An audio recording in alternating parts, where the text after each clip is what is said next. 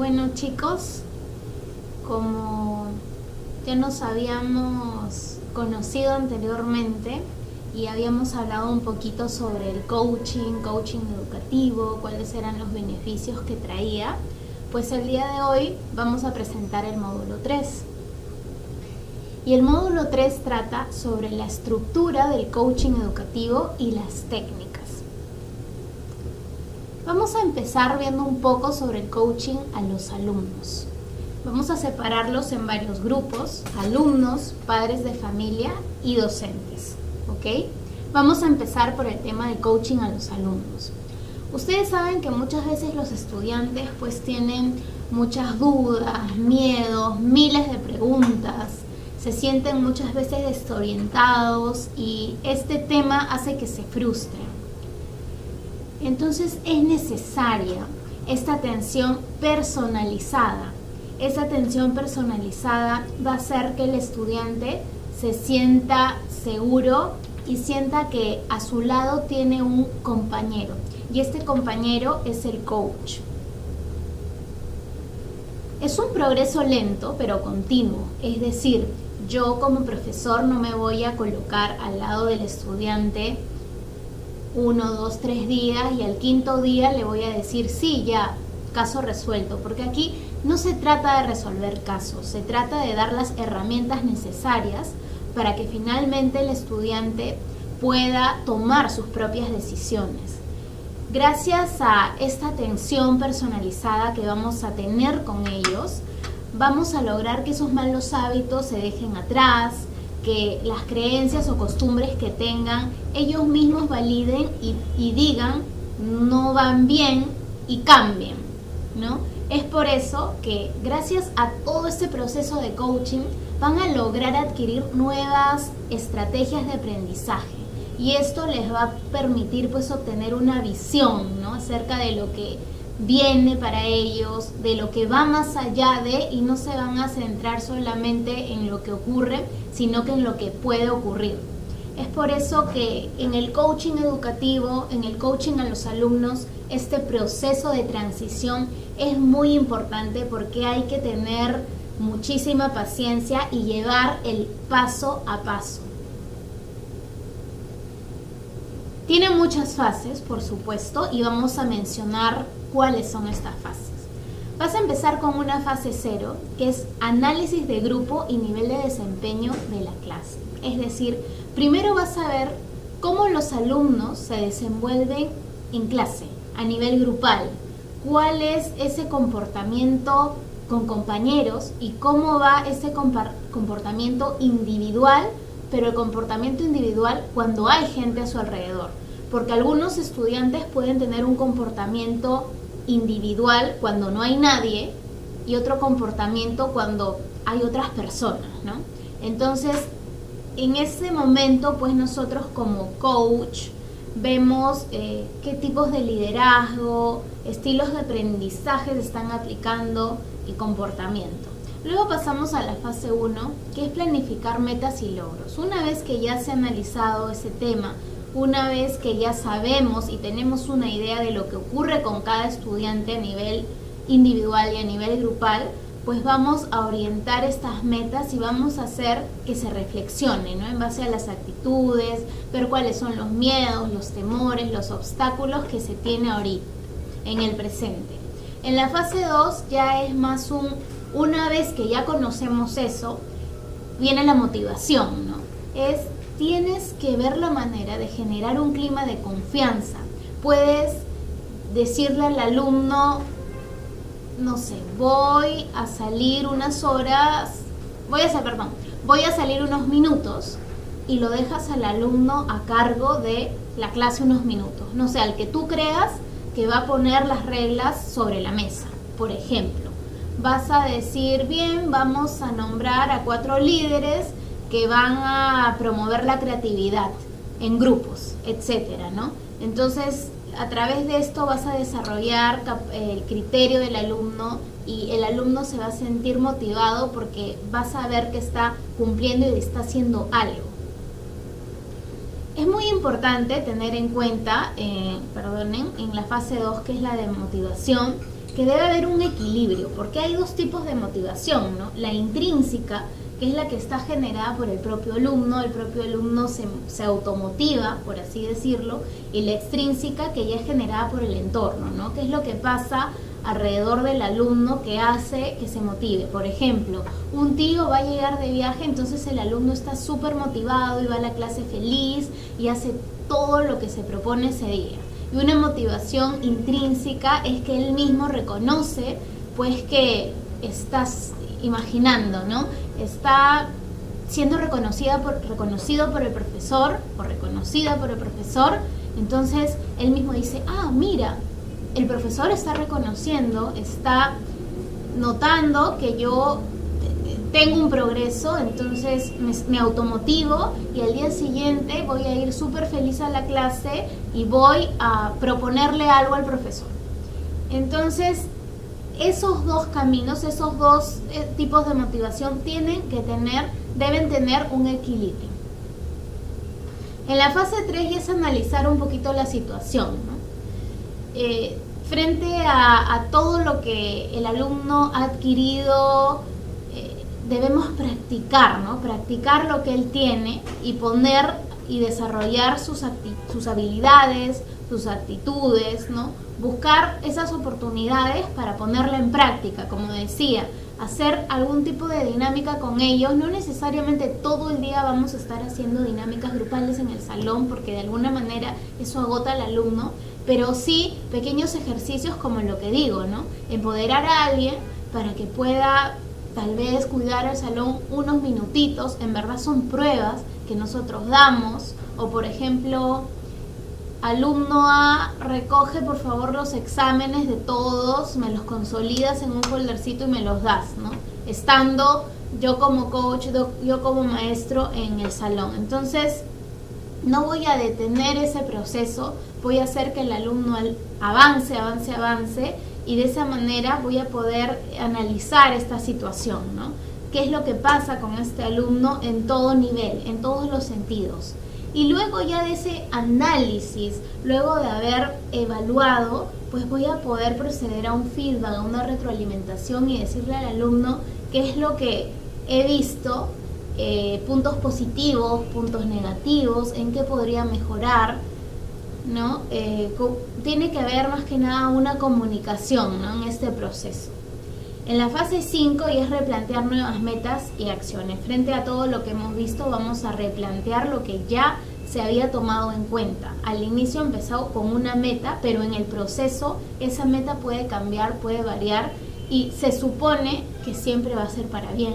Pero finalmente, como el alumno es el que va a decidir sobre sí mismo, hay algunos alumnos que a pesar del coach, pues son rebeldes y finalmente deciden dejar este proceso, ¿no? Y bueno, nada es perfecto, pero el gran porcentaje de casos pues hace que el alumno sí ya termine con metas claras, se sienta más seguro y esté muy optimista, ¿no? En la fase 3 ya es inducir a la autodirección, ¿no? Si es que en la fase 5 ya se replantearon las metas, pues ya aquí tú haces que el propio alumno ya empiece a tomar acción sobre esta meta que se ha trazado, ¿no? Lograr que los alumnos hagan suyos 100% los objetivos. Generar situaciones para que realmente esto haga que el alumno diga, sí, yo soy el que va a hacer esto, que va a seguir esta situación, que sea autónomo, voy a estimular esos mecanismos para que haya un seguimiento entre el docente y el alumno y no se abandone este proceso, porque este proceso lento hace que finalmente dé buenos frutos. O es, como lo repito, no hay una fórmula donde yo diga, sí, de todas maneras ocurrirá esto, pero el porcentaje elevado de casos satisfactorios ha superado el 80%. Finalmente, aquí ya, luego de todas las fases, después de todo el análisis, la evaluación, los objetivos, el replanteamiento, hay un plan de acción, ¿no? Hay un plan de acción personal. Nosotros como maestros debemos de hacer un plan para cada alumno, un plan para el salón, ¿no? Para el aula. Por ejemplo, cuáles son los objetivos a alcanzar, las metodologías que yo voy a utilizar con los alumnos, el tiempo asignado para cada actividad, porque no puedo decir, ok, hagamos tal actividad y finalmente no tengo un cronómetro, un tiempo sobre eso. Defino los pasos y los obstáculos que podrían aparecer en este camino, en esta preparación, en esta metodología. Voy a preparar un calendario que es muy importante para seguir un orden y plantear qué es lo que vamos a trabajar con los alumnos. Si es que hay actividades que van a requerir costos o no, pues también debemos tenerlas mapeadas. Definimos la estructura y la función de cada persona en el proceso de coaching, el proceso del aula. Luego de este análisis vamos a poder determinar la formación ya de cada alumno de una manera más coherente, más segura. Y vamos a poder elaborar ya reglas, procedimientos para cada una de las fases y analizar, ¿no?, los problemas y los riesgos que se van a presentar, porque siempre debemos tener un plan de contingencia. No pensemos de que todo el proceso que hemos planteado al inicio se va a llegar a dar. Bueno, y eso es un plan que, como todo maestro, pues debe tener en cuenta. No nos confundamos en nuestro plan para el aula con plan personal de alumno. Ya eso es algo aparte, que es la dinámica que se va a trabajar con cada uno de ellos. Ahora, en el coaching familiar, que es muy importante porque ya hemos mencionado, ¿no?, el coaching en las aulas, pues el coaching familiar tiene muchísima relación.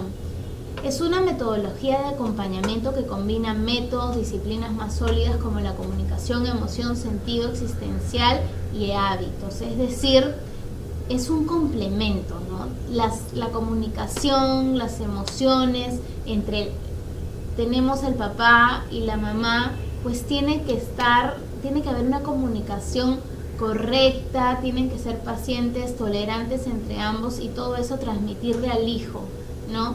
Pareja, hijo, tiene que haber un equilibrio, ¿no? Un equilibrio. Primero yo debo poner todo de mi parte y poder sacar, ¿no?, esto que llevo dentro y dar lo mejor de mí para que el nivel y el equilibrio familiar exista. Ahora, hay algunos casos donde los padres se han separado, ¿no?, donde el padre ha abandonado al niño y por eso se generan problemas. A pesar de eso, siempre también tiene que haber una situación de coach, incluso con ambos padres por separado, puede ser al inicio, y de ahí tratar de tener este tipo de charlas para conversar con ellos, hacer un conversatorio, preguntas que no vayan a incomodarlos definitivamente. Primero puede ser individual y de acuerdo a cómo ellos lleven su relación, pues lo más prudente sería reunirlos a los dos, ¿no? Porque finalmente van a trabajar por el pequeño, por el hijo, por el estudiante que ya creció, etcétera. Hay algunos casos donde sí los padres no pueden estar sentados uno frente al otro. Bueno, pues ahí ya se hace un trabajo individual, pero se ve el mecanismo para que ellos puedan relacionar y tratar y hacer todo lo posible para que cuando el hijo los vea, pues lleven una relación de paz, ¿no? Tal vez no los mejores amigos, porque en algunos casos no se puede, pero sí llevar un equilibrio para que la persona, para que su hijo pueda sentir seguridad, ¿no? Es por eso que el coaching familiar es muy, muy importante. ¿Por qué se necesita, no? Algunos dicen, pero ¿por qué? ¿Qué tiene que ver? Ya yo envío a mis hijos a las aulas y yo qué tengo que ver en esto. O algunos padres en verdad lo buscan con desesperación. ¿Cuál es esta respuesta? ¿No? Primero, porque a través de este coach se va a poder mantener una autoridad frente a los hijos, va a haber un vínculo sano, un vínculo de autoridad pero sana, ¿ok? Va a haber una mejor conciliación laboral. ¿A qué se refiere? Que va a haber un bienestar por parte de cada uno, ¿no? No solo el padre, sino también el hijo. Se van a sentir bien, van a poder realizar sus actividades con tranquilidad. Se va a desarrollar estas habilidades de comunicación. El padre incluso va a poder tener una escucha activa con su niño, va a poder entenderlo y de alguna manera pensar como él y también pensar como papá o mamá, ¿no? Es por eso que esta habilidad, esa comunicación que se va a generar va a lograr un bienestar colectivo, no solo personal, sino grupal, porque de nada sirve que tú te sientas bien si no hay a nivel equipo, a nivel colectivo, una tranquilidad mayor, y va a permitir que conflictos pues se puedan solucionar, y el objetivo es lograr felicidad, ¿no? Las sonrisas de los hijos. Ahora, vamos a la siguiente diapositiva. ¿Cuáles son las técnicas a emplear para un coaching educativo? ¿Cuáles son las técnicas? A ver, tenemos varias, ¿ok? Y vamos a ponerle mucha atención a cada una de ellas. Primero, una relación de apoyo. ¿Cómo tú generas esta relación de apoyo? A través de tutorías. Puedes, durante una semana, tener un calendario y vas a asignar a cierto número de alumnos a los cuales vas a darle tutoría. Vas a preguntar, vas a escuchar de distintos aspectos con cada uno, y esto tiene que ser semanal para que puedas tú ver un progreso, ¿no? Un progreso en el alumno. Si finalmente ustedes deciden como maestros hacer una tutoría de a la semana 1 hora con todos mis alumnos, y a la siguiente semana se olvidan, y a la tercera semana se olvidan y no ven qué es lo que está ocurriendo con el alumno, pues ahí esto no va a funcionar. Tiene que ser progresivo, hay que hacer un acompañamiento. Por eso, y no me cansaré de repetirlo, el coach es un acompañante, es el acompañante ideal. Otra de las técnicas es reconocimiento de méritos, ¿no? Como hace un momento expliqué algunos ejemplos, el alumno, el estudiante hace un buen trabajo, pues premiarlo, pero no siempre. Basta a veces con decir aplausos, o yo misma como maestra me acerco y le digo, hey, muy bien, estás mejorando, a través de palabras de aliento o puntos, ¿no? Bonos de regalo también, ¿no? Ya, más 2 puntos, nota más 2 puntos, más 3 puntos. A través de ese tipo de acciones vas a hacer que se reconozcan los méritos, ¿no? Evaluación y valoración del desempeño. Siempre es importante hacer una evaluación personal, ¿no? Después de varias semanas, ¿no?, que ya hemos compartido en el salón de clase, que hemos visto cómo el alumno se desenvuelve a nivel individual y a nivel equipo, grupal, pues ya nos podemos reunir con cada uno de ellos y poder conversar, ¿no? Tener una charla un poquito más. En la tutoría tú lo que haces es escuchas bastante, pero en la evaluación y la valoración de desempeño no solo escuchas, sino también a través de las preguntas vas comentando, ¿no?, con el alumno sobre el avance, ¿no?, el avance que ha tenido. Modelos y capacitación, pues sí, es muy importante que se generen talleres extraacadémicos, ¿no? Yo estoy en el salón y, por ejemplo, hay talleres no solo deportivos, sino de arte, de canto, de pintura, de teatro, etcétera, porque eso es importante para que el alumno también pueda desarrollar otro tipo de habilidades, de aptitudes, ¿no? Y el liderazgo también a través de talleres extraacadémicos, ¿no? Y más que talleres extraacadémicos, tu liderazgo lo puedes hacer a través de dinámicas, ¿no? Dinámicas donde te vas a dar cuenta, dinámicas para que el alumno haga exposición, dinámicas para que el alumno dentro del grupo tú puedas ver quién quiere dirigir, ¿no?, quién no tiene vergüenza de hacerlo y quién no se complica. Bien, ahora tenemos estrategias, ¿no?, que son didácticas, que es necesario aplicar en este proceso de coaching educativo. Y entre ellas, aquí ya voy a ser un poquito más específica para darle ideas de lo que pueden hacer ustedes con sus alumnos, ¿no? Estas estrategias didácticas, ¿para qué sirven?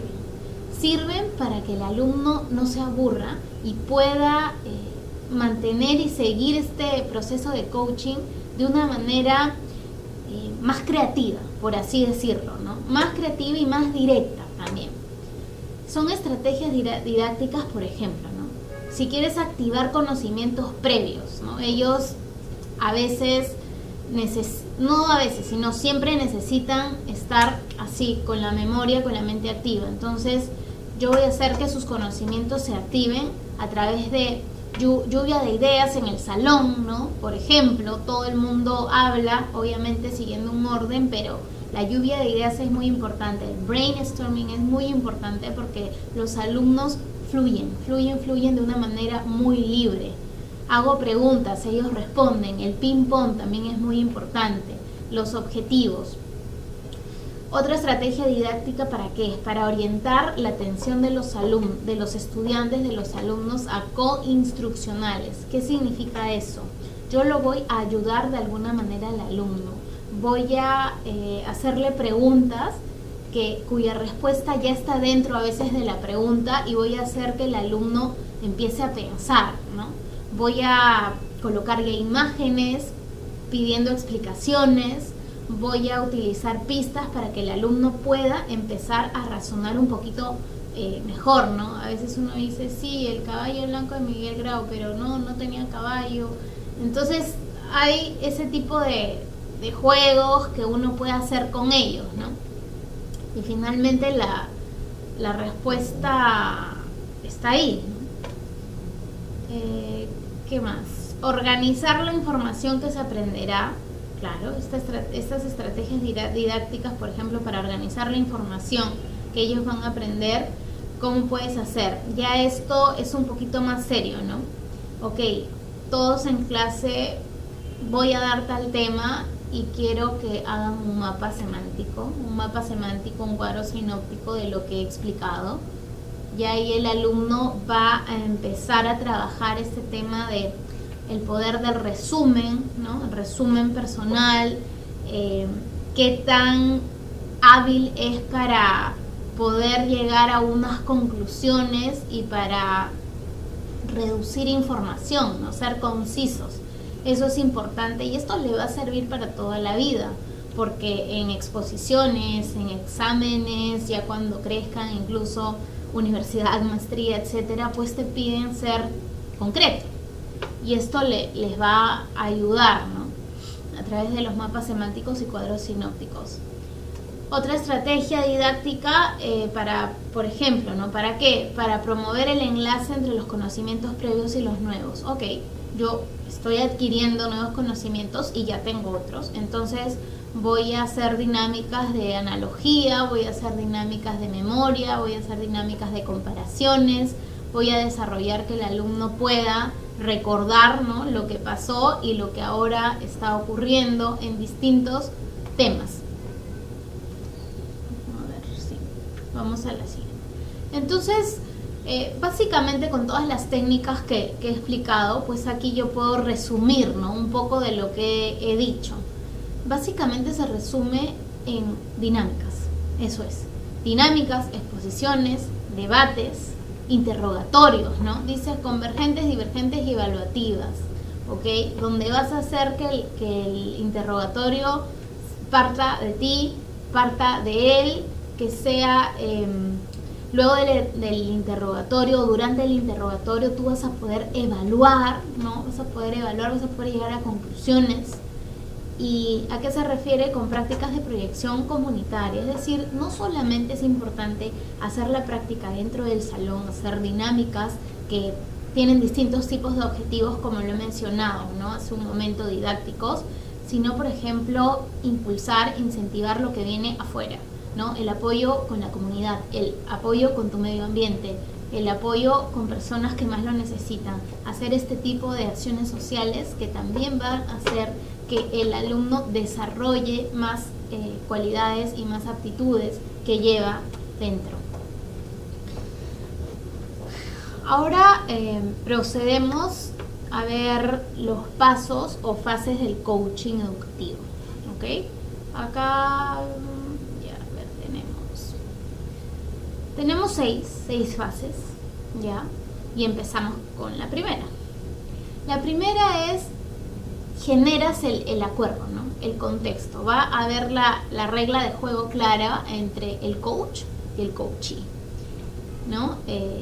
Estos son los roles que ambos deben entenderlo, ¿no? Primero, tiene que haber una comprensión entre las diferencias. Entonces tú estableces y se tiene claro cuáles son los dos elementos. Luego ya se construye el lazo, ¿no? Ya empieza el tema de escuchar, generar confianza, la confidencialidad, ya empieza a generarse esta buena relación entre ambos elementos, que es el coach y el coachee, y el objetivo pues es que ya exista una relación de confianza sólida. Al inicio no puede ocurrir, ¿ok? Estamos en la fase 2, pero ya ahí depende de cada uno de qué manera llega la persona. Porque una vez que tú la has escuchado, una vez que has logrado como coach descubrir parte del mundo que tiene esta persona, porque cada persona tiene un mundo personal independiente, ya vas a poder ver cómo esta relación de confianza puede llegar a crecer o no puede llegar a crecer. El objetivo es que sí ocurra. La fase 3 ya son las experiencias, ¿no? Ya es la exploración sobre ya el proceso en sí, ¿no? Validar, yo como estudiante voy a validar, ¿no? Esta experiencia, ¿no? Que mi coach tiene, y ya el resultado es que ya haya un reto, ¿no?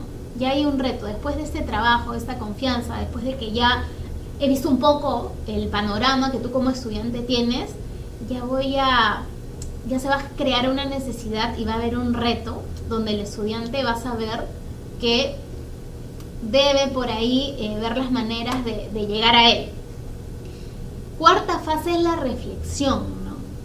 Una vez de ver todo esto, ya yo reflexiono, desarrollo este sentido de reflexión y observación del coaching, del estudiante, ¿no? Tengo que hacer que él ya piense más allá de lo normal, ¿no?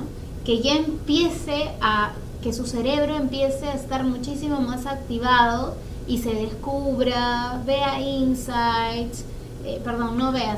descubre sus propios insights, estos autoconceptos, autoanálisis, y debemos saberlo, ¿no? Debemos saberlo a través de las preguntas que le vamos a hacer, ¿no?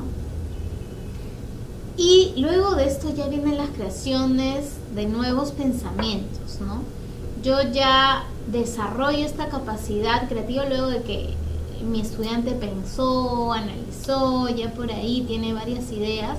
Voy a empezar a desarrollar su lado creativo y va a poder generar, ¿no? El resultado esperado es que ya tenga nuevas ideas, nuevos conceptos, que todo sea totalmente nuevo para él.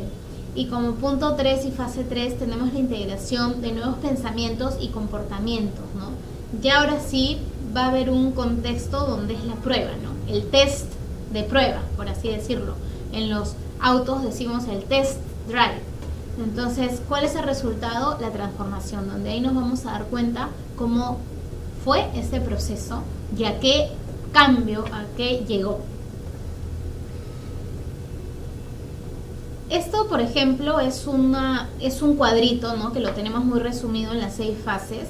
Y aquí esto quiere decir lo mismo. Esta diapositiva que está ahorita con nosotros quiere decir lo mismo, pero lo que pasa es que lo encierra en 3 grandes grupos, ¿no? Si en la anterior lo que he mencionado son, acá tienes las 6 fases, en esta nueva perspectiva lo que hacemos es separo en grandes grupos, ¿no? Por ejemplo, el gran inicio, que es la etapa 1, que hemos dicho, que quede claro esta situación, ¿no? Entre quién es el coach y yo, que voy a ser el estudiante que va a formar parte de ese proceso de coach, y qué es lo que este coach, este maestro va a hacer conmigo, ¿no? En qué consiste. Luego ya tienes la etapa 2 y la etapa 3, que forma parte del desarrollo, ¿no? Vas a explorar, vas a interpretar, vas a comprender, ¿no? Y en la etapa 2, por ejemplo, tienes el paso de las metas y los objetivos que se tienen que plantear. ver la situación actual de este estudiante, identificar los problemas, los miedos, las brechas, todo.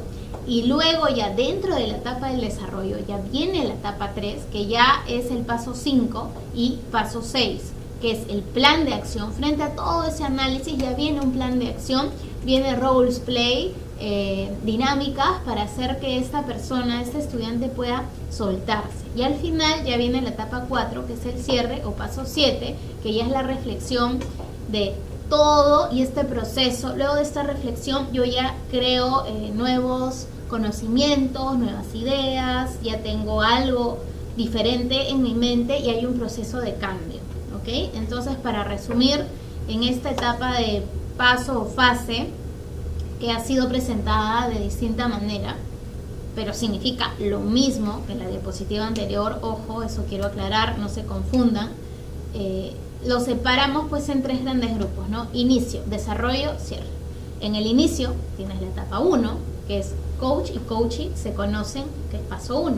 En el desarrollo tengo la etapa 2 y 3. La etapa 2, que significa fijo metas, veo cuál es mi situación actual, paso 3, y paso 4, identifico mis problemas, mis miedos, mis brechas. Y la etapa 3 ya es voy más allá de, que es el paso 5 y el paso 6, que establezco un plan de acción y hago dinámicas y role play. Y finalmente el cierre, que es la etapa 4, que es el paso 7, ya hay una reflexión final y el proceso de transformación, por así decirlo, el gran salto.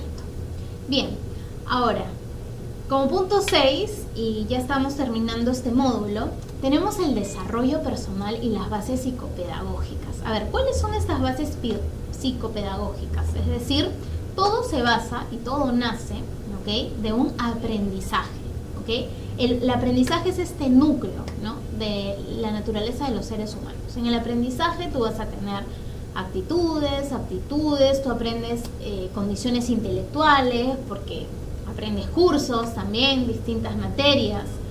Hay un contexto personal, familiar, social, del entorno, adaptación al medio y capacidades de trabajo. Entonces, estos son aspectos principales que van a definir estas bases psicopedagógicas del aprendizaje.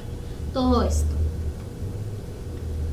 ¿Cuáles son los factores psicológicos y pedagógicos que tenemos que llevar en cuenta? La memoria, la inteligencia y la motivación. Estos 3 son importantes porque estos 3, la memoria, la inteligencia y la motivación, se van a desenvolver en todos los rubros, en el aspecto social, en el personal, en el familiar. Entonces, estos 3 factores son muy importantes para que recuerden. Estos 3 factores van a ser explicados en los módulos que siguen. Es por eso que vamos por partes, ¿ok? ¿Y estos factores qué van a hacer, no? Van a permitir la construcción de conocimientos, de habilidades, destrezas. Eso es. Yo tengo inteligencia, tengo motivación, tengo memoria. Estas son mis bases. Entonces voy a poder construir conocimiento, habilidad y destreza. Importante. El maestro debe proveer al alumno información necesaria y las herramientas que faciliten su aprendizaje. No podemos ser una persona que no acompaña o que tiene trabas en el asunto. No, debemos dar herramienta para que el alumno pueda crecer.